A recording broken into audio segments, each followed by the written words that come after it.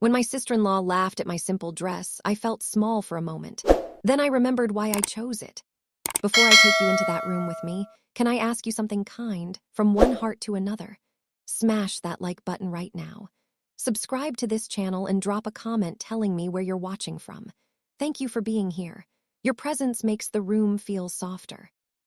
We were standing at the doorway of the community hall, where the lights were a little yellow and the floor had a tired shine. I could smell cinnamon from the kitchen and hear the easy clatter of plates.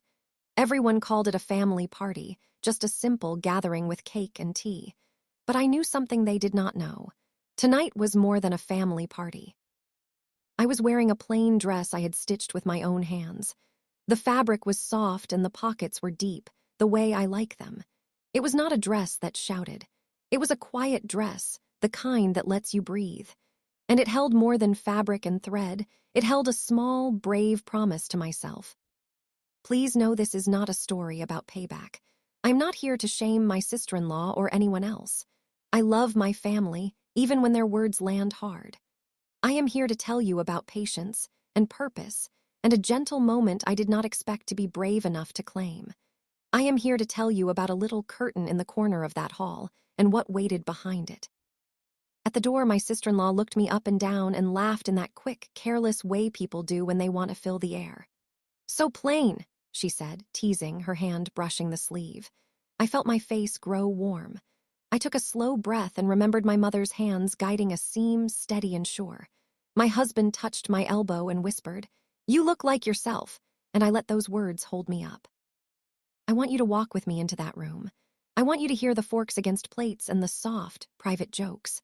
I want you to see the small stack of paper bags by the wall and the curtain I had pinned shut with 2 silver clips.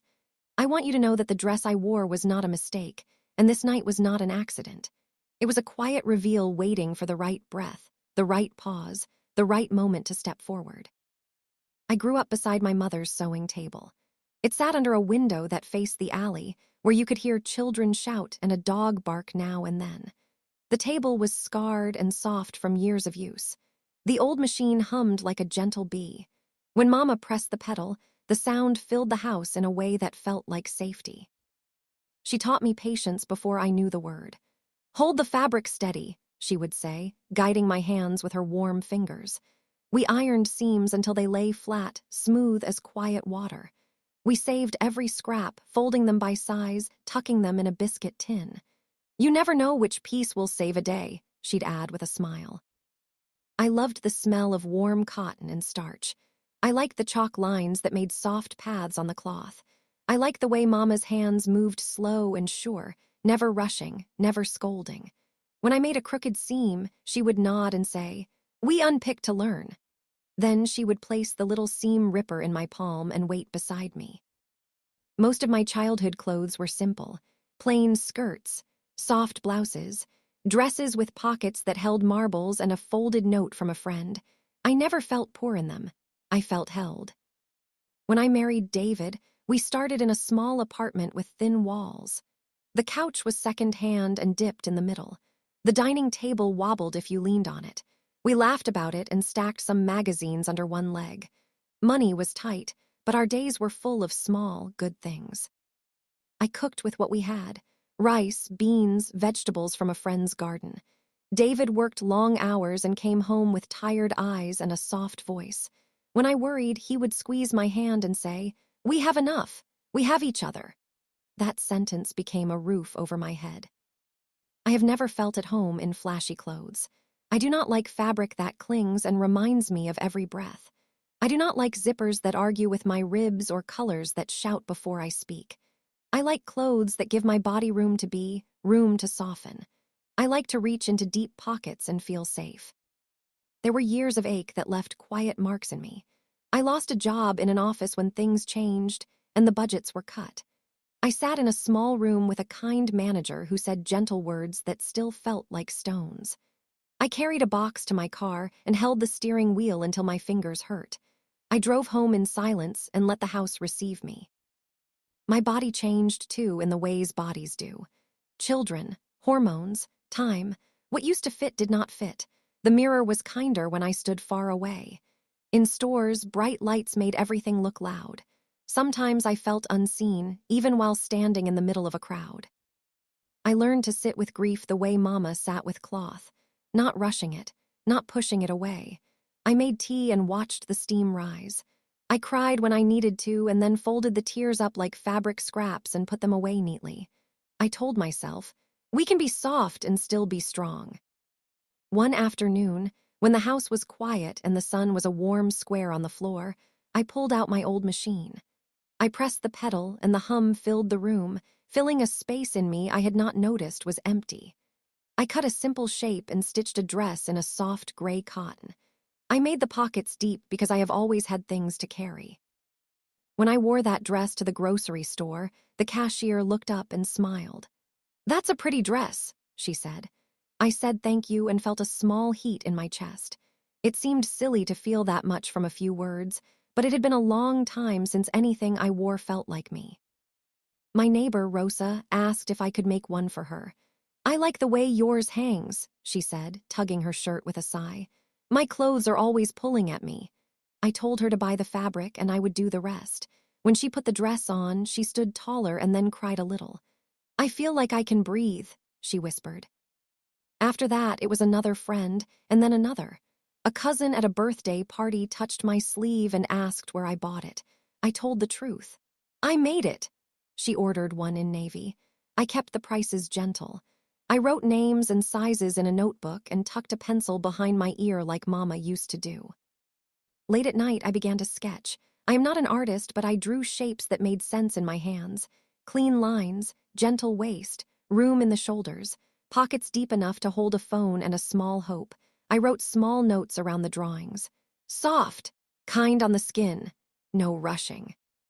I wrote the words haven and hem at the top of a page and circled them. Haven for the place clothes can give us. Hem for the honest work with our hands. The two words looked right together. They felt like a promise to treat people gently, starting with myself. I did not tell many people. I kept it quiet because the dream felt tender, like a new seam not yet pressed. I told David, of course. He sat beside me at the table and traced the edge of the paper. "Haven and hem," he said, testing the sound. "It's you." I nodded and swallowed because I knew what it cost to say the dream out loud. Family can be kind and sharp all in the same afternoon. My sister-in-law, Carla, loves clothes that turn heads. High heels, gold hoops, shiny fabrics that catch light when she moves. She looks beautiful and she knows it. Her comments come fast and bright like little sparks.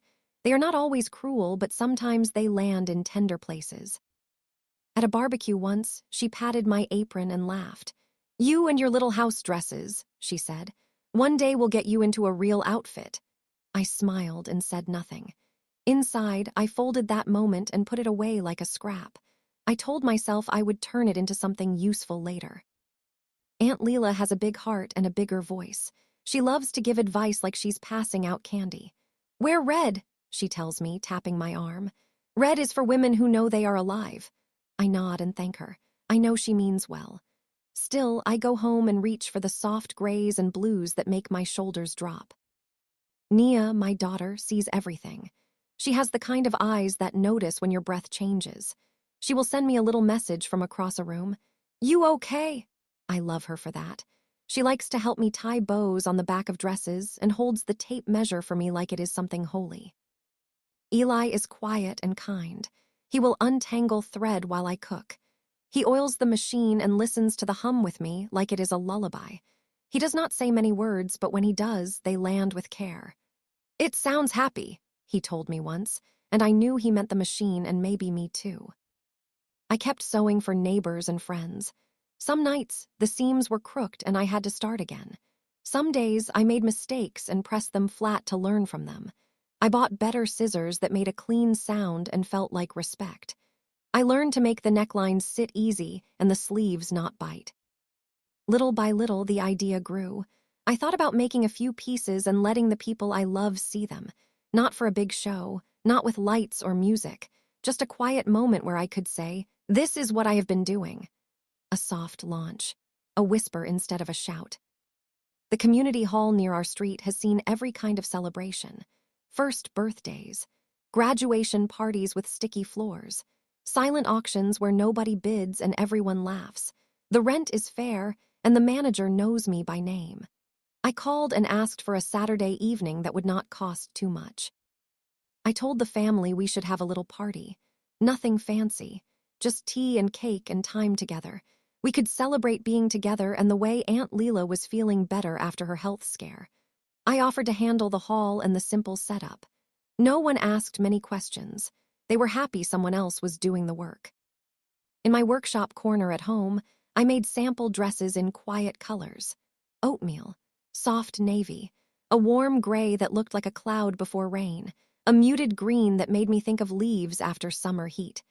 I stitched pockets into each one and pressed the seams with care. I wrote the sizes on small paper squares and clipped them to the hangers. I found wooden hangers at a thrift store and sanded them smooth. I did not want anything that squeaked or scratched. I bought a simple white curtain and 2 silver clips to hang it with. I thought of Mama as I pinned the hem and pressed it. The curtain would hide the little display until it was time. I went to the print shop with a folded paper where I had drawn my logo. The clerk looked at me kindly and helped me choose a soft brown cardstock. We printed simple tags with Haven and Hem in a neat font and a small line under it. Come home to yourself. I tied each tag with twine and felt the rightness of it in my chest. On our dining table, I laid out the care cards. Cold wash, line dry, be gentle. I added a note at the bottom. You matter more than your size, take your time. It seemed to me that clothes should say something kind if they are going to speak at all. I tucked the cards into a small box and closed the lid. I bought a plain tablecloth and a handful of fresh baby's breath from the market, just a little for quiet beauty. I baked 2 simple cakes and planned a pot of cinnamon tea. When I added the costs, I did it with a pencil and took a breath. David looked at the numbers and nodded. This is within what we planned, he said. We're okay. The children knew the plan. I asked them to keep the secret. Nia grinned and hugged me. This is brave, she whispered. Eli nodded and carried the box of hangers to the car. We felt like a small team, carrying something soft but strong. It felt like we were building a little raft and pushing it onto the water. I wrote a small speech and kept it in my pocket. Just a few lines about my mother and patience and why simple clothes matter to me. I practiced speaking alone in the kitchen, with the clock ticking and the kettle sighing. When I stumbled over a word, I pressed my palm to the counter and tried again. I did not want to make the moment big. I only wanted to make it true. Carla sent photos in the family group chat of glittery dresses and high heels. Let's make it a fancy night, she wrote with many exclamation points. I answered with a smile and said I would wear something simple. She replied with a laughing face and a little sparkle. I put my phone down and breathed in and out until the sting passed. I kept reminding myself why I was doing this. Not to prove anything, not to win. I wanted to offer something gentle to the people I loved and to anyone else who might need it. I wanted to stand in my own clothes and say, here, this is me. That is all. In the days before the party, the house looked like a sewing store. Threads on the carpet. Pins gathered in a bowl. A tape measure hanging from a chair back like a vine. I pressed each dress and let them cool on the bed. I wrote names on small envelopes for the tags and stacked them in a neat pile. On the morning of the party, David brewed extra coffee and handed me a mug. One stitch at a time, he said, smiling. One breath at a time, I answered. We packed the car together. The hangers, the curtain, the tablecloth and flowers, the little box with the tags and the care cards. I stood by the doorway before we left and looked at my mother's machine. The light from the window touched the silver needle. I could almost hear Mama's voice. Keep your seams steady, she would say. Don't rush. I touched the machine with 2 fingers and whispered, I won't. The hall looked plain when we arrived. The way I like things to look before they become what they are meant to be. We set the table. We hung the curtain. I clipped the 2 silver clips and smoothed the fabric with my palm. Behind it, I placed the wooden hangers with the dresses, lined up like quiet friends waiting for their turn to speak. I put on my own dress, the soft one with the pockets that started all of this. I checked myself in the small mirror and tried to see my face the way my children see it. Kind. Tired, maybe, but hopeful. I pressed my hands to the fabric once like a blessing. Then I turned and opened the doors to let my family in. The family group chat started to buzz a few days before the party. Carla sent a picture of a glittery gold dress with a deep neckline and wrote, "This would be perfect for Saturday." She added a string of sparkling emojis that looked like fireworks. I typed back, "I'll wear something simple." She answered with a laughing face and a little crown, as if I had told a joke. Aunt Leela chimed in. "Red is the color of life," she wrote. "Wear red, sweetheart, it will warm your face." My cousin Mara added a photo of her heels and said, "Let's look sharp." David put a single smiling face in the thread and wrote, "Tea and cake is the plan." I gently tried to guide the tone. "It will be low-key," I wrote. "Just family and a few friends. Comfort clothes welcome." Carla sent another glitter dress, this time in silver, and said, "Comfort can be fabulous, too." I put the phone down and let the air settle around me. At the grocery store, I walked slowly with my list. I put 2 sacks of flour in the cart and a modest bag of sugar. Butter was more expensive, so I chose margarine and took a deep breath to accept it. The cinnamon was on sale. I smiled and put 2 small jars in the basket. In the baking aisle, I met Rosa leaning on her cart. Her dress was one I had made for her, faded now but still soft and kind. She glanced at the margarine and raised an eyebrow. "Let me bring butter," she said. "Please, it matters." I shook my head and smiled. "I have a plan," I told her, and she patted my arm. At the register, the cashier looked at the cinnamon and cake flour and said, "Baking for a party?" I said yes and told her it was a family gathering. "Have a good time," she said, and she handed me the receipt like a blessing. I tucked it into my wallet and felt steady again. That night, after the house was quiet, I stood in the kitchen with my little speech in my hand. The refrigerator hummed, and the clock made a slow sound that matched my breath. I read the words out loud and heard how stiff they were.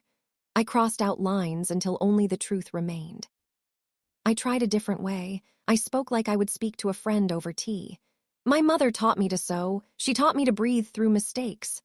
I paused and let that sit in the room. The words felt less heavy and more like water. This was better. When I did the laundry that afternoon, I found a folded slip of paper in his jeans pocket. It was a receipt from a bar in Riverside, a neighborhood far from his office and farther from our home. 2 drinks and a small plate. The time was just past 10 at night. The bartender had pretty handwriting. "2 at bar," she had written on the line where you sign when you are in a hurry. I stood there with the hum of the washing machine in my ears and looked at the receipt. It could have been anything. After-work drinks, a coworker's birthday, an old friend passing through town. I put the receipt in the drawer with the batteries and light bulbs, not to keep evidence, but because I did not know what else to do with it. Sunday came with pancakes again. He flipped the first one and made a little joke. His phone buzzed on the counter. He glanced, then flipped it face down. I poured tea and did not comment. He smiled at me with the kind of smile that asks for trust. Trust is not a door you lock or unlock. It is a window you keep clean. I wiped the edges of my worry and set it aside. "You okay?" I asked, handing him a plate.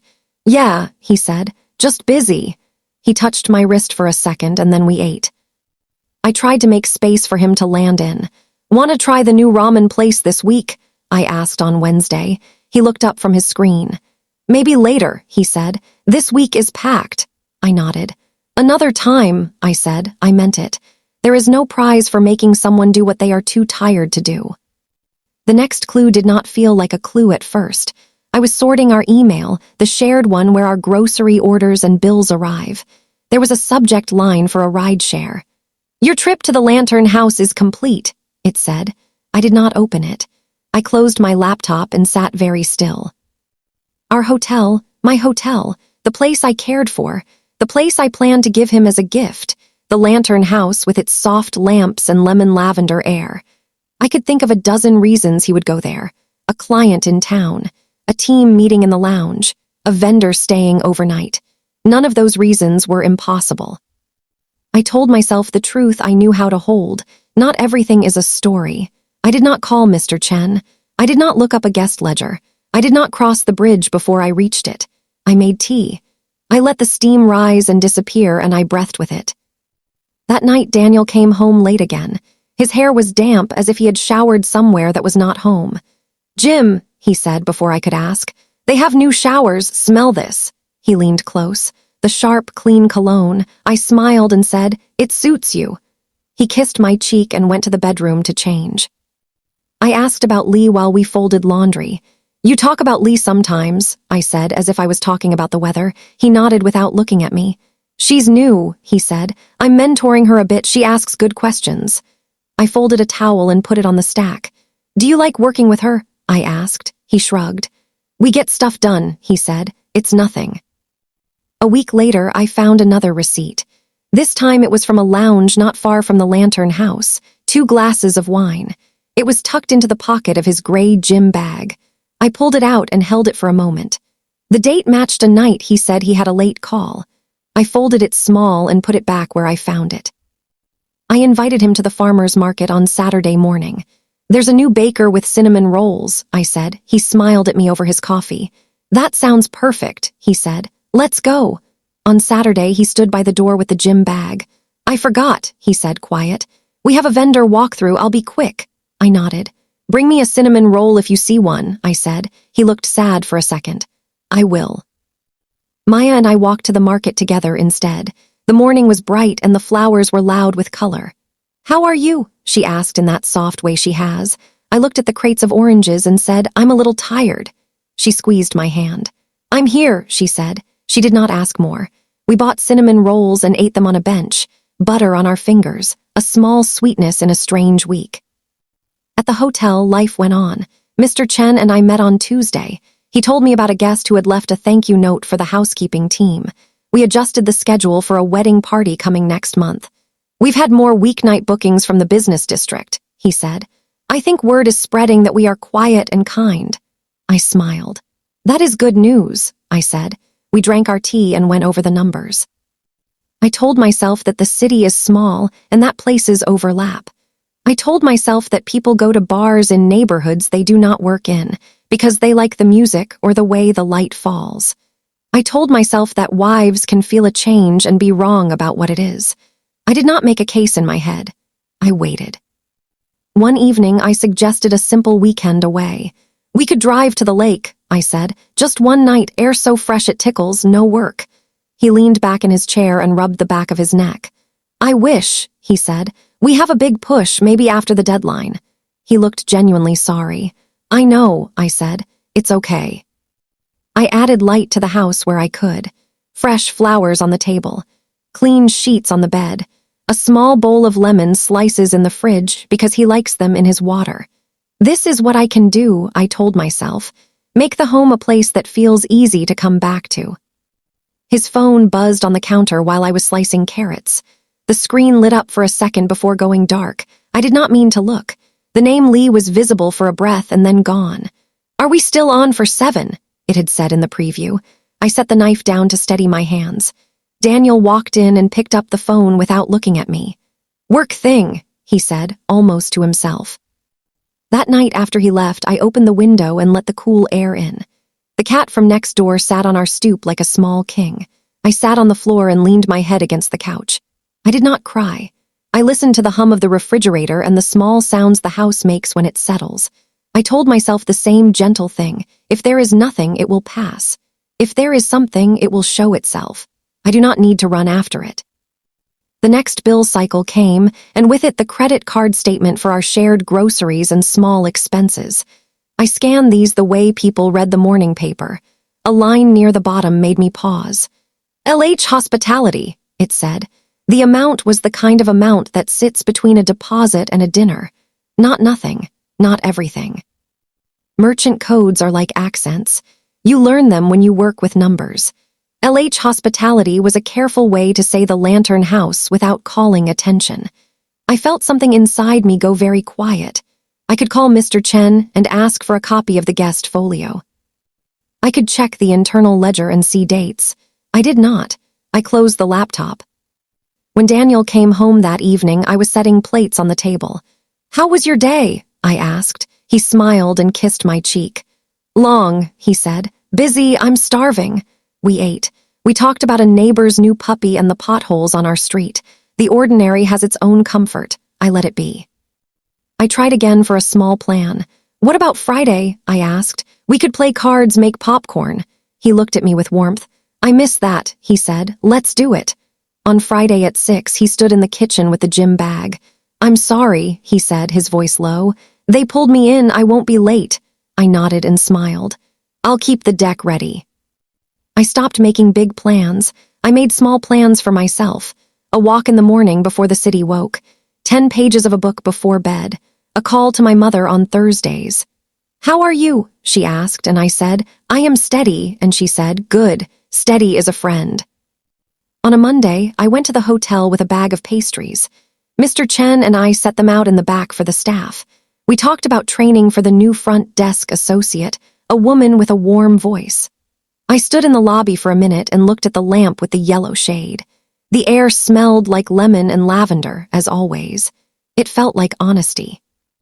I thought about telling Daniel then in the middle of the week with no ribbons.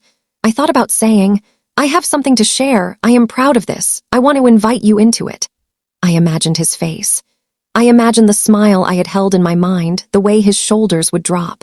Then I imagined him saying, work emergency, and I folded that thought and put it away gently. On Wednesday, he came home with a new towel rolled up inside the gym bag. It was branded with the name of a gym across town, not the one he had first mentioned. I held the towel and rubbed the fabric between my fingers. Nice, I said. He nodded. They have a trial week. It was a good answer. It did not argue with anything. I put the towel in the wash. I asked him if he wanted to go to the hotel lounge one evening. I phrased it like a casual idea. There's a little place near Riverside, I said. Soft light, good tea. We could sit for an hour and not speak about work. He looked at me thoughtful. This week is crazy, he said, but that sounds perfect.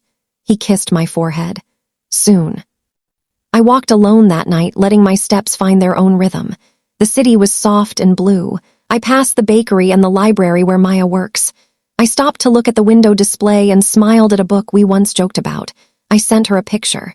You okay? She texted back. I typed, yeah, just busy. It was a truth and not a truth. The following Thursday, the shared email pinged again. Another rideshare subject line. Your trip to the Lantern House is complete. The time was late afternoon. I thought of meetings that end in lounges. I thought of vendor visits. I thought of nothing and everything at once. I closed the email and stood at the window, watching the light change on the neighbor's steps. I invited Daniel to lunch near his office. I'm going to be in your area, I said, though it was a little lie. Can I bring you something? He smiled at his phone and shook his head. We have a working lunch, he said. Thank you, though. Another day, I said. He nodded. Another day. That evening, while I was slicing peaches, he came into the kitchen and stood close behind me. He rested his chin on my shoulder like he used to do. Smells good, he said. I leaned into him for a second and let the warmth cover us both. I am here, I thought, not saying it aloud. He moved away to answer a buzz on his phone. The name Lee was a soft note again over the next week. Lee volunteered to take the lead on the quarterly report, he said while tying his shoe. That's thoughtful, I said. He nodded. She's very dedicated. His voice had the tone men use when they admire hard work, not the tone of a crush. Still, a name can carry more than one kind of weight. On Sunday, he left early for the gym. I cracked eggs into a bowl and whisked. The house was quiet except for the hum of the refrigerator and the cars in the distance. I placed 2 plates in the oven to warm. I set the table with forks and a small vase of flowers from the yard. I waited until the first pancake cooled a little and wrote a small smiley face on it with blueberry jam. I wanted to laugh when he came home. He came back later than he had promised and looked as if he had been somewhere bright and then somewhere dim. I'm starving, he said, dropping the gym bag by the door. I smiled and put the plate in front of him. Test pancake, I said. He smiled back, surprised and grateful. For a moment, we were exactly ourselves again. On Monday, the phone buzzed on the table while we ate dinner. He reached for it and then pulled his hand back, like someone who had touched a hot surface by mistake. It can wait, he said, looking at me. I nodded. Thank you, I said. We ate the rest of the meal in peace. The peace felt borrowed. That night, when I went to empty the trash, a small slip of paper fell from the counter. It was a business card from a bar near the Lantern House, with a note on the back. "See you next Thursday." The handwriting was looping and careful. I placed the card on the counter and stared at it for a long breath. Then I flipped it over, placed it back where I found it, and walked away. I talked to Maya the next day. We sat on her front steps and watched the sky soften. "I find little things," I said. "Receipts, names, times, it could be nothing, it could be something." She listened and did not rush. "Do you want advice?" she asked. I shook my head. "Not yet," I said. "I want to sit with it." She nodded. "I can sit with you." I called my mother on Thursday. "I feel a change," I said. "A quiet one like the weather before rain." She breathed in, slow and even. "You are not a fool," she said. "You are steady, trust your eyes, and be kind to yourself while you look." I closed my eyes and let her words sit with me. Another statement arrived. Another line with LH Hospitality, this time a little more than before. The date matched a night he said there was a big deliverable. My hands were steady as I scrolled. Numbers are calm even when people are not. I closed the laptop and rested my hands on the cover. I did not reach for anything more than what was in front of me. I told myself again the small truths. I am not a detective. I am a wife. I can notice without hunting. I can ask without cornering. I can wait without making a prison of it. On Friday, I set the deck of cards on the coffee table again. He came in later than slated, but he came. We played 2 games. He laughed when I won the second one and said, "You always think 3 steps ahead." I smiled and said, "That's my job." He leaned back and looked at me like he was trying to remember something that he knew well. As the weeks passed, I felt a quiet ache behind my ribs. Not a sharp pain, more like the way your body tells you to change the way you sit. I adjusted where I could. I cooked simple meals. I walked more. I opened the windows. I put my hands on things I loved. The soft yellow lamp, the plant in the corner, the wooden spoon my mother gave me when I moved out on my own. I did not feel angry. Anger would have been easier in a way. I felt something softer and harder at the same time. I felt a wish to be wrong. I felt the grown-up part of me, the one who balances books and remembers people's tea preferences, place a hand on the restless part and say, "We will see. We will know, and then we will act, not before." One evening, he looked at me across the table and said, "You've been quiet." I nodded. "I'm thinking," I said. He waited. "About what?" he asked. I took a breath. "About us," I said. "About how busy you are. I miss you." He reached across and touched my hand. "I miss you too," he said. "This will pass." I wanted to believe him. I did believe him in that moment. People want to be true when they say those things. It is not always a lie. Sometimes it is hope wearing a sentence. I held his hand and said, "Okay." After he went to bed, I stood in the doorway and watched him sleep. He looked younger with his face soft and unguarded. I felt love and grief standing together in me. I did not know yet what we were losing.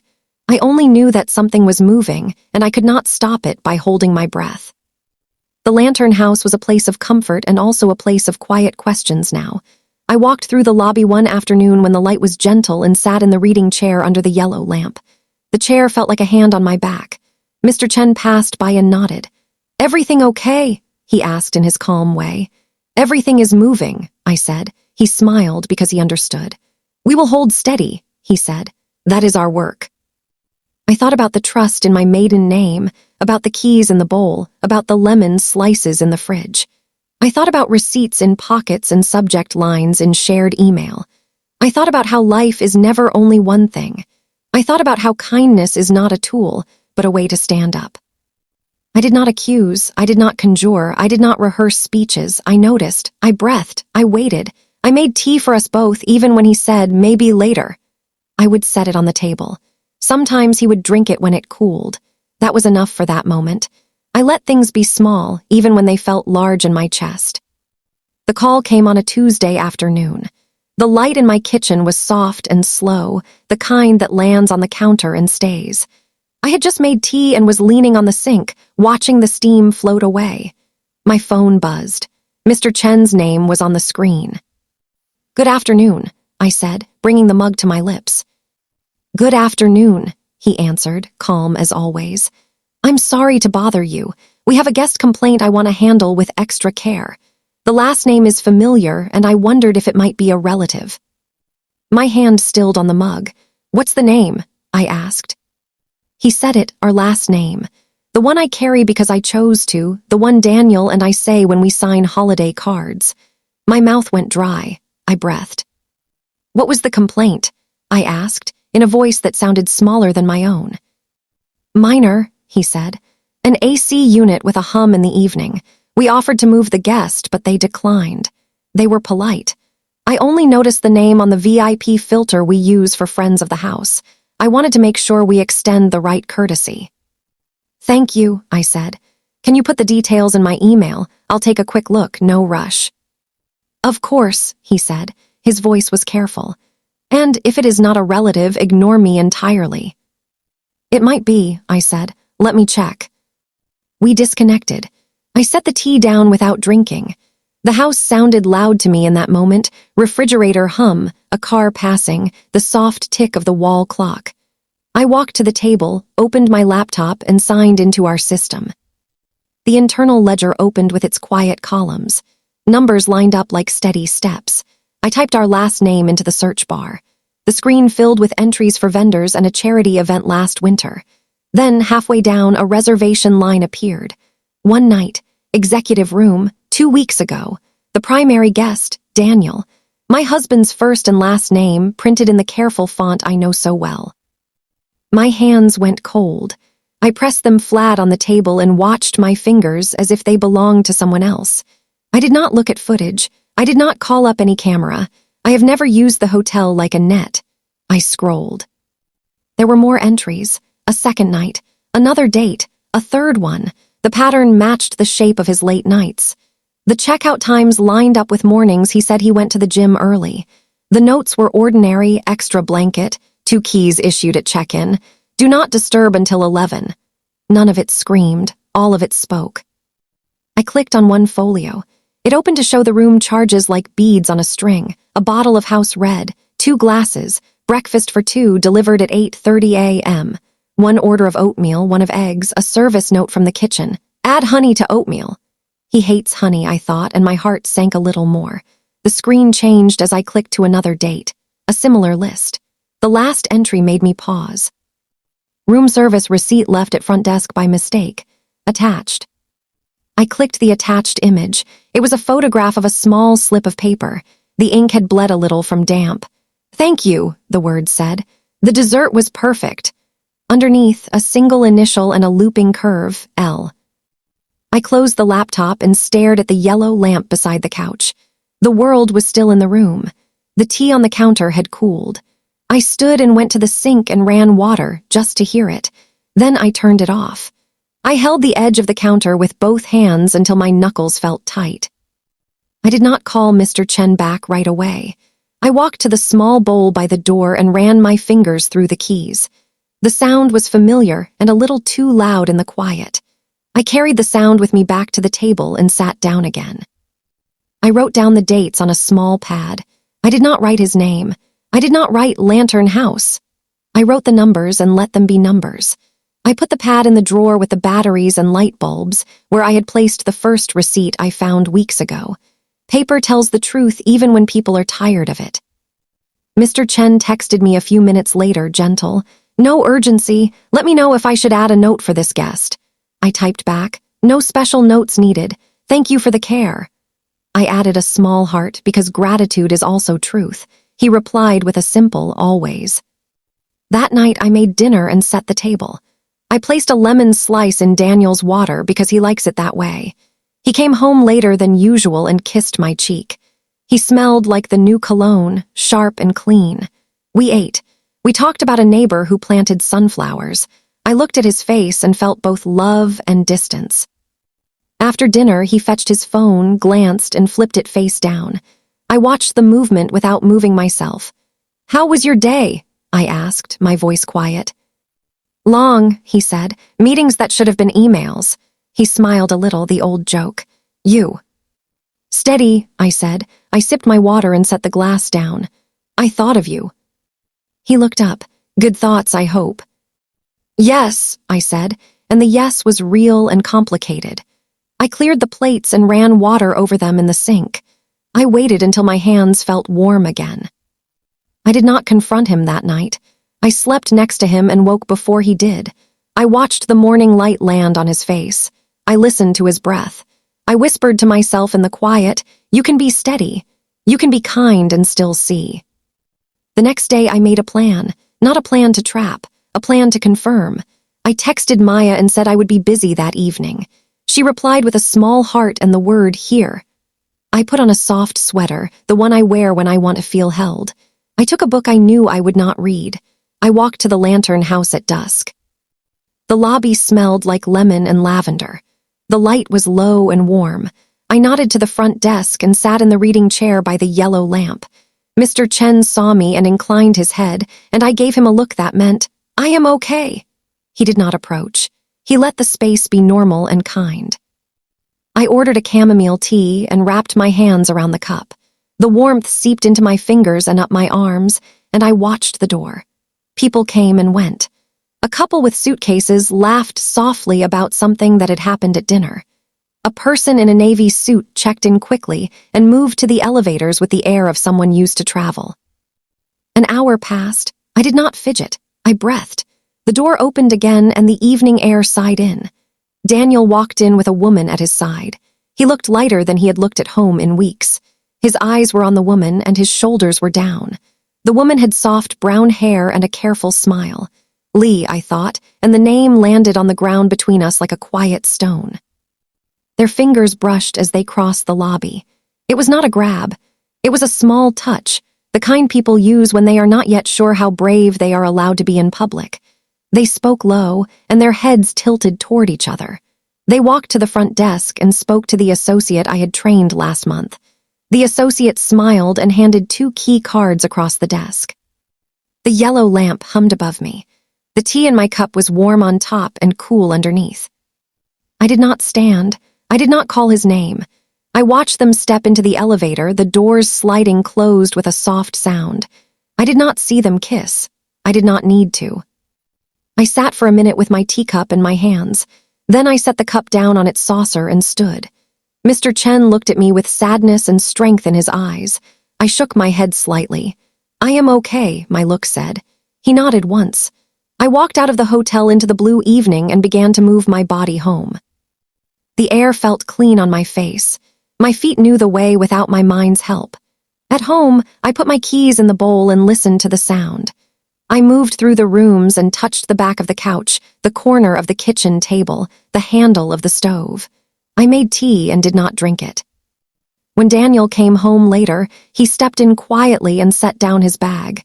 He looked at me as if he was measuring something in his head. "How was your night?" he asked, his voice gentle. "Quiet," I said. I gestured to the chair. "Can we sit?" He nodded and sat across from me. I folded my hands in my lap. "I want to ask you something," I said. He watched me carefully. "Okay," he said. "Have you been seeing someone from work?" I asked. I kept my voice even. My heart beat in my throat, but I let it be there. "Her name is Lee." He held my gaze for a second and then looked away. He laughed a small laugh that did not reach his eyes. "You're imagining things," he said. "We've been working together on a project, that's it." I let the silence rest between us. "I have seen some things," I said. "Receipts, ride shares, charges." I did not list them like an attorney. I said the words like someone telling the weather. "It's not what you think," he said quickly. His hand went to his phone and stopped. "You're overreacting. Work has been intense. I'm tired. I've been trying to keep things together." The word landed with a soft thud. Overreacting. I pictured the circle his mug made on the table each morning and how a circle has no start or finish. I rested my hand on the wood and felt its smoothness. "I don't want to fight," I said. "I don't want to guess. Could we talk tomorrow somewhere quiet? I'll choose the place. You just come." He hesitated. "Why not now?" he asked. "Because I want us both to be calm," I said. "I want to speak slowly. I want you to have time to think." He looked at me like he was trying to decide whether to be offended or relieved. His shoulders fell a little. "Okay," he said. "Where?" "I'll tell you in the morning," I said. Thank you. That night we lay in the same bed with too much space between us. I watched the ceiling and counted my breaths. I listened to the house and thought of the hotel, its quiet halls, its steady plants. I thought of the woman with the careful smile, of the way their fingers had brushed, of the way he had looked light. In the morning, I made coffee and placed his cup beside him without a word. "Where should I meet you?" he asked finally, his voice rough with sleep. I handed him a small card with the address of the Lantern House printed in soft letters. He frowned. "There," he said. "Why?" "It's quiet," I said, "and I know it well." He looked at the card for a long moment and then tucked it into his wallet. "Okay," he said. "What time?" 6, I said, "in the private lounge." He nodded. We moved around each other in the kitchen as if the air had changed. When he left for work, his keys made their sound in the bowl, and the door clicked behind him. I stood in the empty kitchen and put my hands flat on the table until they stopped shaking. I went to the hotel an hour early. I walked through the lobby and touched the leaves of the rubber plant. Mr. Chen appeared from the back office and met me with eyes that understood. "The private lounge is ready," he said. "Tea, water, whatever you like." "Thank you," I said. "We will be in there for a while." He nodded. "We will keep things gentle," he said. He paused, then added, "We will be nearby if you need anything." I breathed in and out. "Thank you," I said again. I stood for a moment in the lobby with the yellow lamp as the evening deepened. Staff greeted me with their warm, "Good evening, ma'am," and I answered by name when I could. The words felt like a soft hand on my back. They did not know the whole story. They knew enough to be kind. The private lounge sits just off the main corridor, with a glass door and curtains that draw. It is a small room with a couch and 2 chairs and a low table. The lights are softer there. People come to sit when they need a rest between travel and life. I had never planned to sit there for this reason. I placed a small brass key on the table, the old key I had planned to tie to a ribbon for our anniversary. I wanted to look at it while we talked. I wanted to remember my original plan, to bring him here, to hand him the key and watch his face open. I rested my finger on the brass and let its coolness seep into my skin. At 6, the glass door moved. Daniel stepped in and closed it carefully behind him. He looked around the room, away from me at first. Then his eyes landed on me and on the key on the table. "Why do they call you ma'am?" he asked, a half smile on his lips, trying for a joke. "You hear so often they think you live here." I gestured to the chair across from me. "Sit," I said softly. He sat. He was restless, like someone halfway through a story he does not want to hear. "I wanted to tell you here," I said, "because this room has been kind to people. It is not meant for fighting. It is meant for quiet conversation. It is also part of something I have wanted to give you." He looked at the key again. "What is this?" he asked. I picked it up, held it in my palm, and then set it down. "I own this hotel," I said. The words were simple. The truth was simple. "I invested 3 years ago. It started small. Then it grew. It is in a trust in my maiden name. I plan to tell you on our anniversary and hand you this key with a ribbon." He stared at me. His face did not move for a moment, as if he was a statue made of surprise. Then his eyebrows went up and his mouth opened. "You own it," he said. He looked around the room again as if the walls would confirm it. "This place." "Yes," I said, "this place." "Why didn't you tell me?" he asked, his voice tight. "Why keep something like that to yourself?" "I did not keep it to myself to hurt you," I said. "I wanted to make sure it could stand on its own. I wanted to make it steady before I presented it to you. I wanted to give you something good." He leaned back and put his hands on his knees. He laughed, a flat sound. "So you've been spying," he said. "That's why we're here. You set a trap." "No," I said. I kept my voice level. "I have not watched footage. I have not used my position to pry. I was called by Mr. Chen yesterday about a guest complaint because the last name was familiar. I checked the ledger for service. I saw your name. I saw dates that matched the nights you were late. I saw a room service receipt with a note signed, I came and sat in the lobby with a cup of tea, and I saw you walk in with Lee. That is all." He looked at me and then away. He rubbed the back of his neck the way he does when he wants to wake from a bad dream. "It's not what you think," he said. "We're just talking. She's going through things. I've been helping. It's complicated." "Is it?" I asked. He shook his head, not answering the question, only shaking the air. "You should have told me about this place," he said, pointing at the room like it was the misbehaving child in the conversation. "You hiding this makes it, I don't know, it's not fair to ambush me here." "I did not bring you here to ambush you," I said. "I brought you here because it is quiet, and because I am tired of talking about this in our kitchen with the cat watching from the step. I brought you here because this hotel has been a place of truth for me. I wanted to stand in truth with you." He pushed air out through his nose, a small frustration. "We haven't done anything," he said, which was a sentence that can wear many meanings. We've kissed. It's not like—" He stopped. "I did not ask for details. Details can be cruel. I am not here to measure your choices with a ruler," I said. "I am here to ask for honesty. Do you love her?" He blinked twice like someone caught in bright light. The room held its breath. The clock in the hall clicked once. He opened his mouth and closed it again. He looked at the table, then at the door, then at me. "I don't know," he said too quickly. "It's not I'm tired. I felt unappreciated at work, at home. She looks at me like I'm someone." I let the words sit for a moment. I did not rescue him from them. "Do you love her?" I asked again, because sometimes you must ask the same question more than once to hear the real answer. He stared at his hands. He did not speak. The silence filled the room in a quiet, honest way. It told the truth he did not want to say out loud. It told me he had stepped past a line, even if he wanted to stand with one foot on each side. I felt my heart fold upon itself like paper and then open again. The opening did not hurt as much as the folding. I breathed in and tasted lemon and lavender faintly, the way it lives in the walls here. I looked at the key on the table and then at Daniel's face, which was both familiar and far away. "I wanted to give you this key," I said softly. "I wanted to say, this is ours. I wanted to watch your shoulders drop and your mouth open in surprise. I wanted to sit in this very room with you and plan small things, book nights, a paint color for the hallway, a tray of cookies for the front desk in winter." He looked at the key with an expression I could not read. "I didn't know," he said, and it was true. "I know," I said. "That part is mine, the rest is yours." He shook his head. "You think I don't love you," he said, defensive and small. "I have not said that," I replied.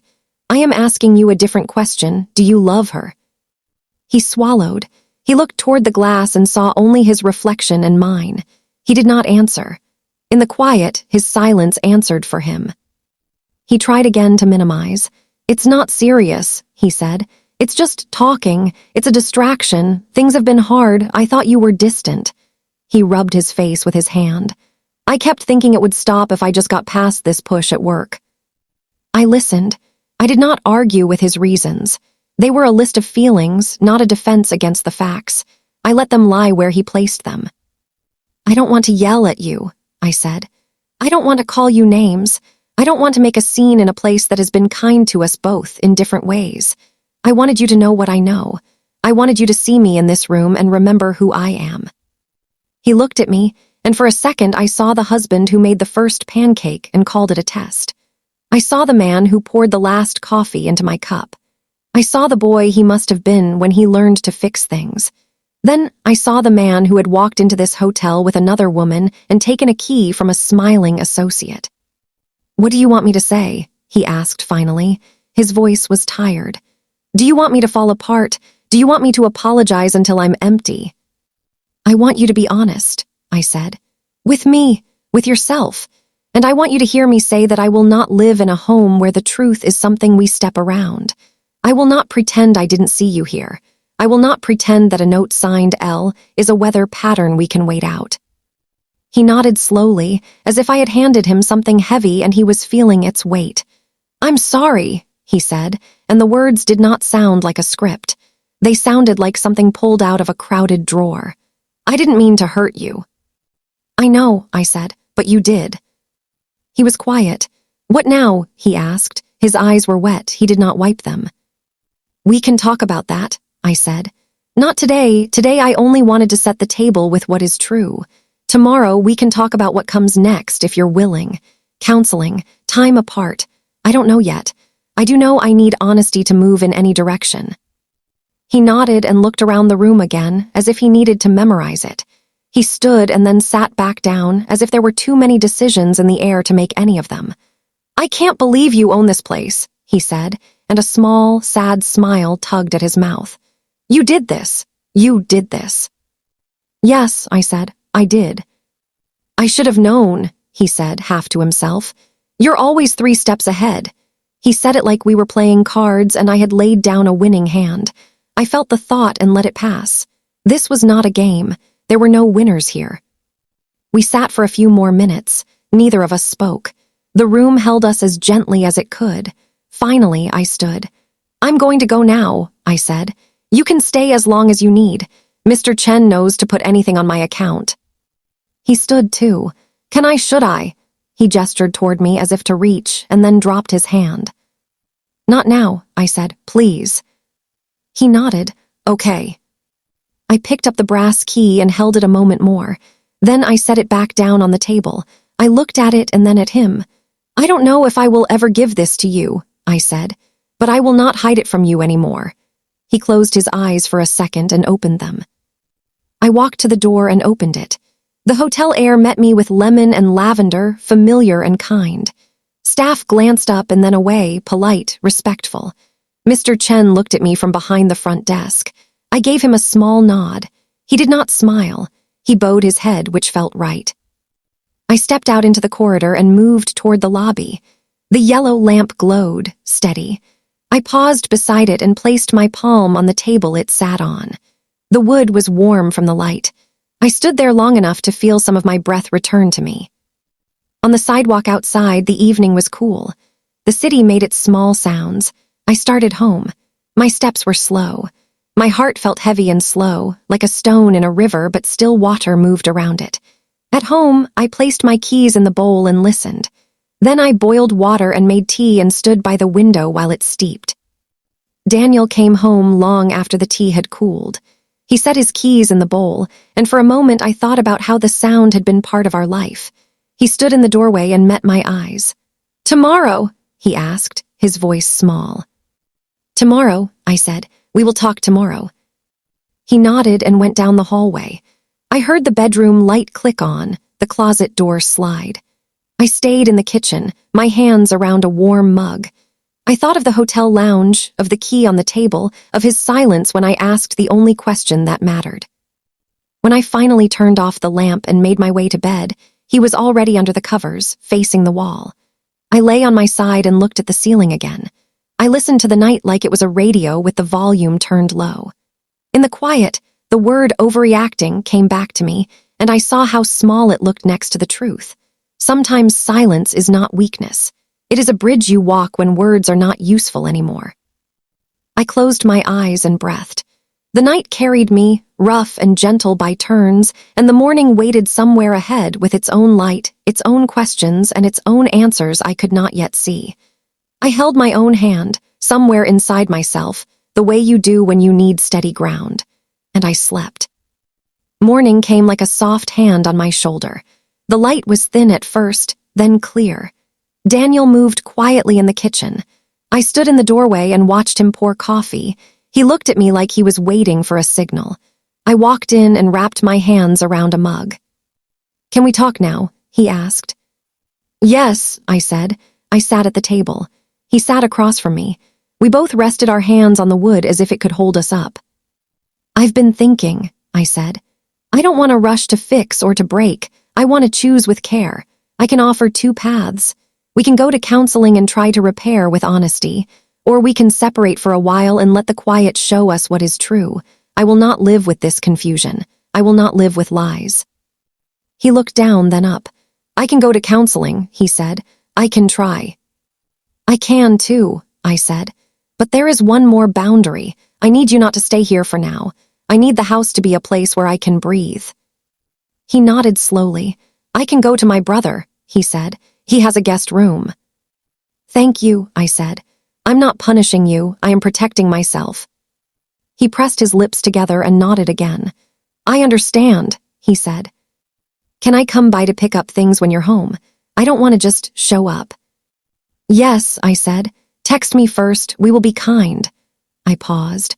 I would also like your promise about Lee. If we are trying, you end contact. If we are separating, you keep it out of our home, please. He stared at the mug in his hands. Okay, he said quietly. I promise.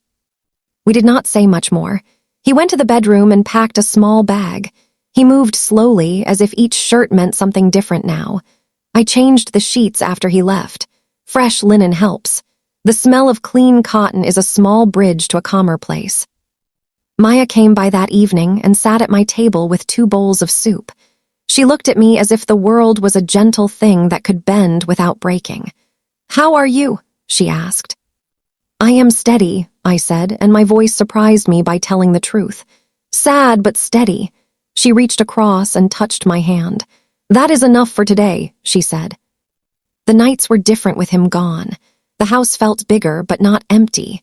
I opened the windows in the morning and let the air move. I turned on gentle music while I cooked. I set 1 plate at the table, and then I set a second plate too, for habit and for hope. I ate from one and I left the other clean. It made me feel less alone. We found a counselor with a soft voice and a small office near the park. Her name was Carla. She had plants in her window and a chair that creaked in a kind way. The first session, I felt as if all my words were marbles on the floor. I bent and picked them up one by one. I want a quiet life, I said to her. I did not come here to win, I came here to be honest. She nodded. Honesty is a kind of warmth, she said. It can be firm as well. Daniel spoke slowly at first. I felt overlooked, he said.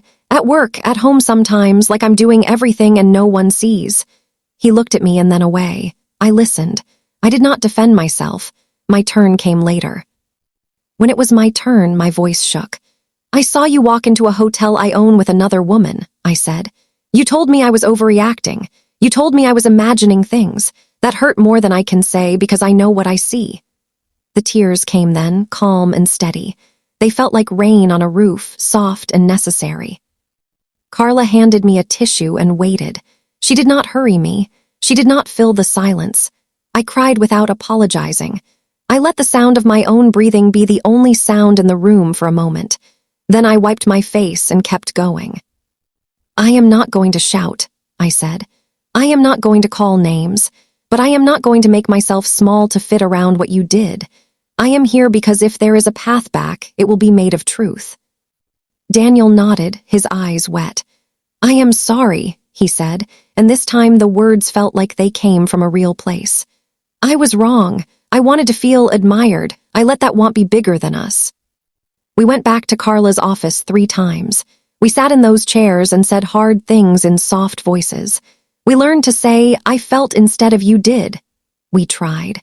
We also told the truth about the size of what had happened. Wanting and doing are not the same, but doing has weight. After the 3rd session, I woke one morning before the sun and put on my shoes. I walked outside and let the early light meet me. The city was quiet, like a room that has just been cleaned. I walked past the bakery, the library, the park. I walked until my feet felt like part of the ground. Walking became my morning prayer. Step, breathe.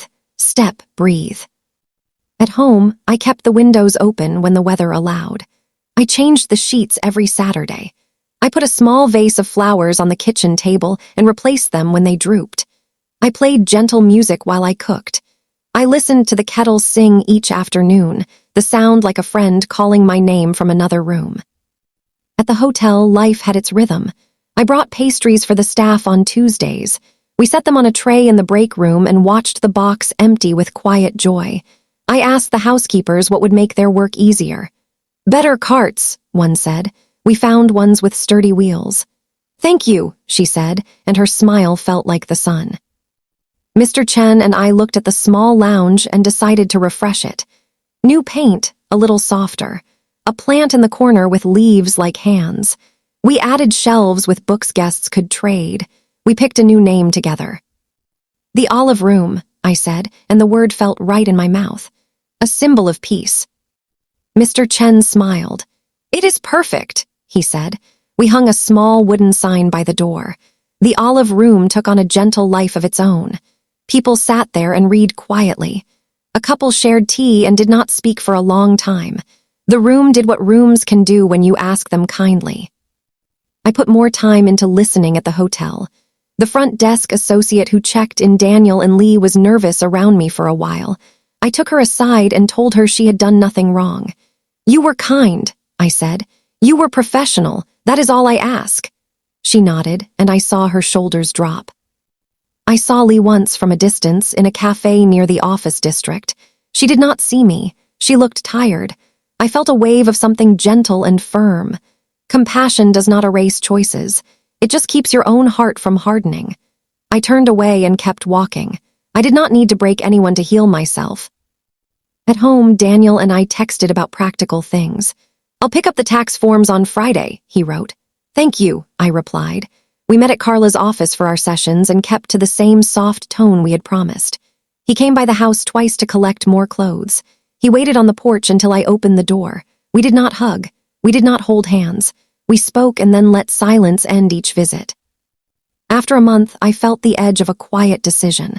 I sat with it the way you sit with a cup of tea until it cools enough to drink. I did not rush it. I turned it over in my mind and held it up to the light. The decision was simple. I wanted to be free to heal without trying to carry him and us and everything. I told Daniel at our next session, "I do not want to keep trying in this form," I said. "I want to separate. I want to do it with care. I want it to be fair. I want peace." He looked down at his hands for a long time. "I understand," he said finally, and the words landed like a feather and like a stone. "I'm sorry," he said it again. "I'm sorry." "We can use a mediator," I suggested. "No courtroom, just a table. Papers that tell the truth we already know." He nodded. "Okay," he said. "I don't want to fight you. I don't want to take anything from you." He paused. "Do you want the house?" "I would like to keep it," I said. "If I can buy out your share with savings and with the money I had set aside. The hotel is in a trust in my maiden name. It is separate. I will be transparent about everything." He looked at me with a surprised kind of respect. "You were always careful," he said. "You learned that from your mother." "I did," I said. "Care is a tool that makes life kinder." We met with a mediator named James. He had a clear table and a calm voice. He laid out the steps. We brought documents and we told the truth. We divided what we had with fairness. He kept his retirement account. I kept the house and the hotel. We shared the savings in a way that made sense. No one raised a voice. No one slammed a door. In between meetings, I walked by the river and watched the water move around stones. The city moved around me the way water does, soft and steady. I went to the hotel and sat in the olive room and read. Guests came and went. Some nodded hello. Some smiled at the sign on the door and said the name out loud like a blessing. My mother visited on a Sunday afternoon and brought soup in a heavy pot. She set it on the stove and kissed my forehead. "How are you?" she asked. "I am walking through it," I said. "Step, breathe." She smiled a little. "You always had strong feet," she said. We ate soup at the table under the yellow lamp. She told me stories about silly things she and my father did when they were young. We laughed. The laughter sounded new and old at the same time. Maya and I kept our evening walks. Sometimes we spoke. Sometimes we did not. She listened when I said the same sentence twice. She did not give me steps to follow. She gave me her presence. That is a generous gift.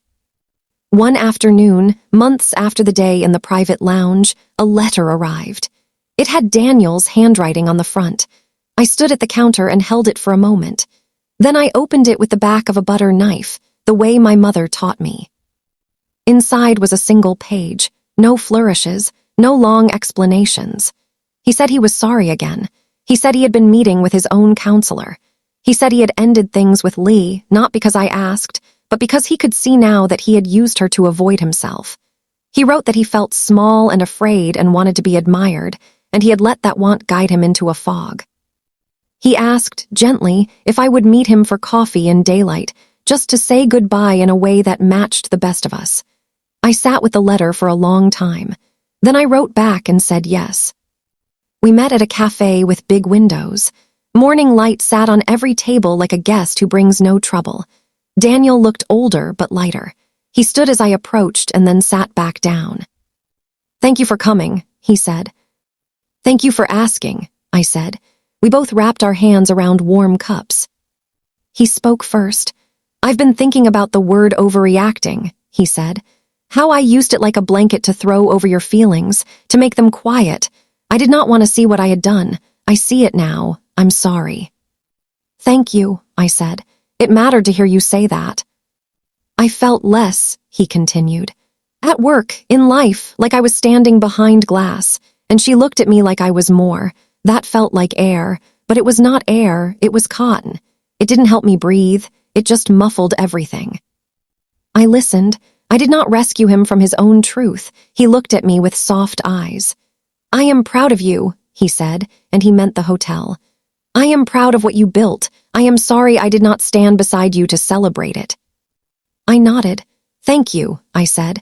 "You can still be proud from where you stand now." He smiled a little. "I know," he said.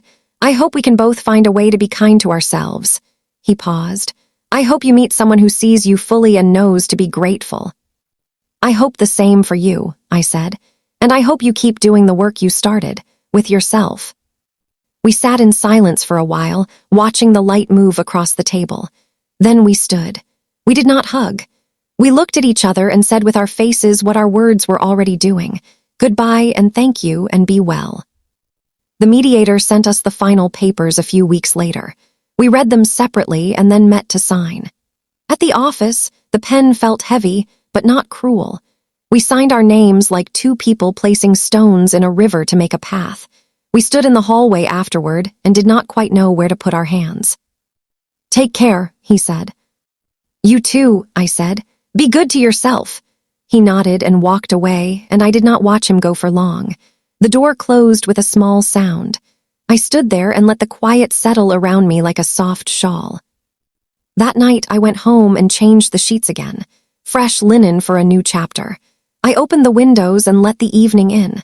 I cooked a simple dinner and turned on gentle music. I ate at the table with the yellow lamp and placed a hand on the wood. It felt like a friend. At the hotel, the olive room became more itself each week.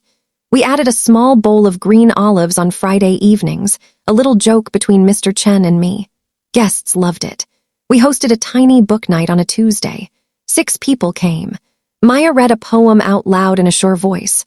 A guest shared a story about a childhood library. We all clapped quietly at the end. I found the brass key I had once meant to tie to a ribbon.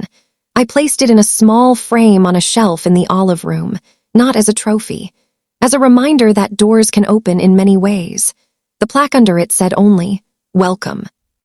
I gave the housekeeping team new carts and better gloves. I asked the night staff what would make their shift kinder. "A soft blanket," one said. We bought a few, folded them in a basket, and watched them disappear into grateful arms. The hotel felt like a place where small cares grew into something bigger. On mornings when the sky was clear, I walked to the river before work. I watched the light change and the water slide around rocks like patience around a problem. I repeated a sentence in my head, the way you would say a prayer if you had one. I did not need to shout to be heard. I forgive to be free. Forgiveness did not come like a drumbeat. It came like dew, small beads that gather, then shine. I did not forgive to make Daniel feel better. I forgave so that when I looked at my own face in the mirror, I would not see someone stuck in a moment that had already passed.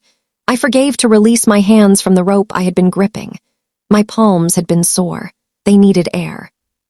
My mother came by again one Sunday afternoon and sat with me in the olive room.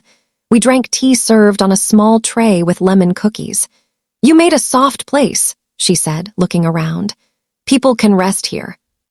"That was the hope," I said. "For them, for me." She took my hand.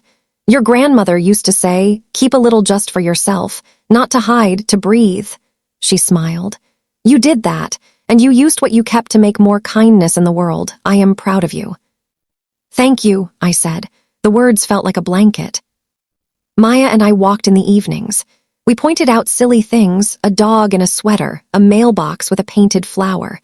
We talked about mundane chores and big feelings in the same soft tone. She came with me to the farmer's market again. We bought cinnamon rolls and ate them on a bench, butter on our fingers, sweetness on our tongues. The sun was kind. Sometimes, when I passed the gym across town, I felt a pinch in my chest. Then I breathed and let it go. My body remembered without my help. I did not have to make it forget. I only had to give it time.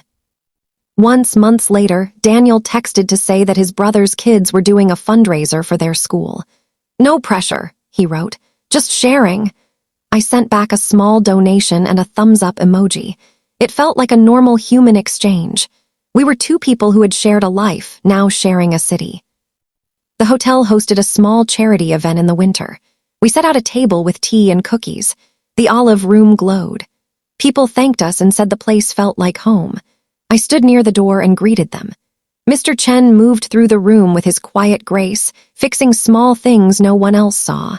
The staff laughed in the back as they washed dishes, the sound warm and bright.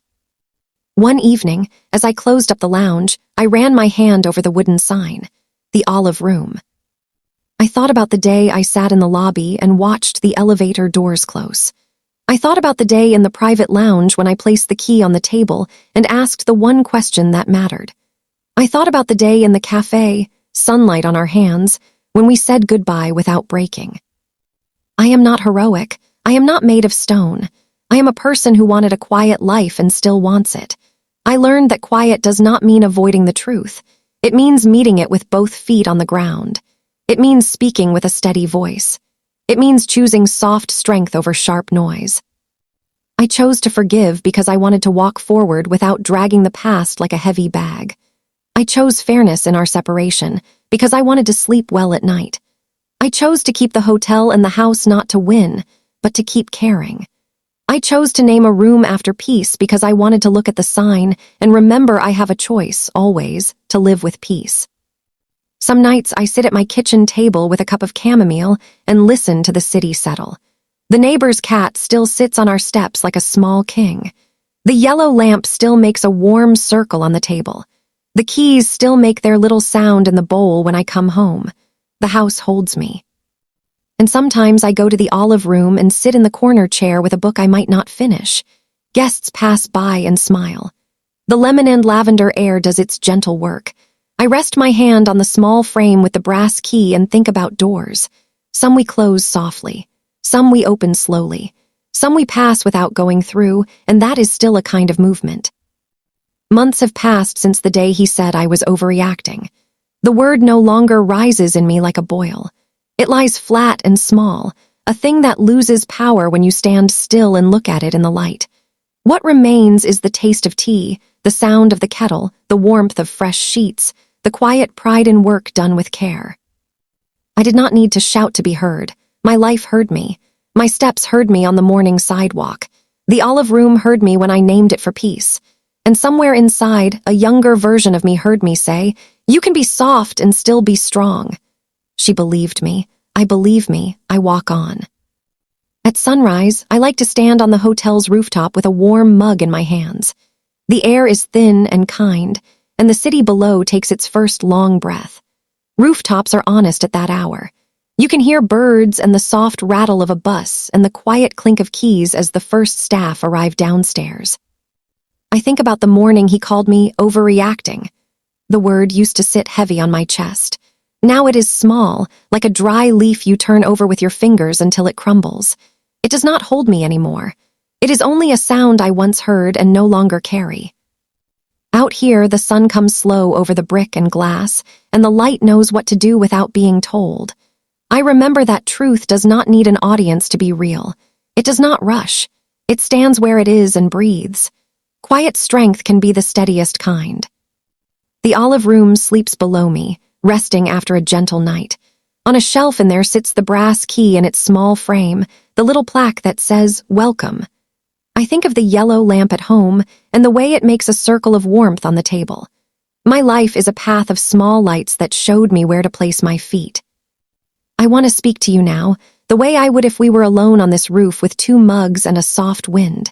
If you are listening at your kitchen sink, or on a late walk, or under a blanket with the lights low, I am with you. If your heart is tired, I understand. If you are holding a question that won't stop whispering, I know that sound. You are not weak for wanting peace. You are not dramatic for asking for honesty. You do not have to shout to be heard. You can place your boundaries on the table with kind hands and still be firm. If you are standing where I stood, make your life gentle in small ways. Open a window. Change the sheets. Make tea and wrap both hands around the cup. Call the friend who listens more than she talks. Let a quiet room hold you until your breath finds its steady rhythm again. When your heart speaks softly, trust it. Your body knows the weight of truth before your mind writes it down. You are not required to be a detective. You are invited to be honest. There is dignity in saying, "This is what I see and this is what I need." Forgiveness, if you choose it, is a door you open for yourself. It does not excuse what happened. It lets you set down the rope you were gripping until your hands hurt. Peace is not a prize you win. It is a practice you keep, like morning walks and fresh flowers and the way you learn to breathe on purpose. I wish you a room with soft light and a chair that fits you. I wish you a friend who shows up with soup and stays long enough for the quiet to feel safe again. I wish you mornings that come slow and kind and evenings that close gently. I wish you your own voice, clear and warm, saying, "I am here." The city is awake now. I can hear the baker's laugh carry up the alley. Mr. Chen is below, turning on the lobby lamps one by one. Someone will sit in the olive room today and read 3 pages and think about their life. The lemon and lavender air will do its simple, steady work. I finish my tea and rest the warm mug against my chest. I think about the woman I was before all this and I smile at her. I think about the woman I am now and I nod to her. Both are me. Both wanted a quiet life. Both did the best they could with what they knew. Thank you for staying with me to the end of this story. If it met you in a tender place, be gentle with that part of you today. If you'd like to share, I would love to hear where you're listening from and what your morning sounds like. Your words make this circle of light a little wider. May you walk forward with soft strength. May you feel safe telling the truth in a calm voice. And when the sun comes up tomorrow, may you find your own rooftop moment, hands around a warm mug, breathing with the city, knowing you are held.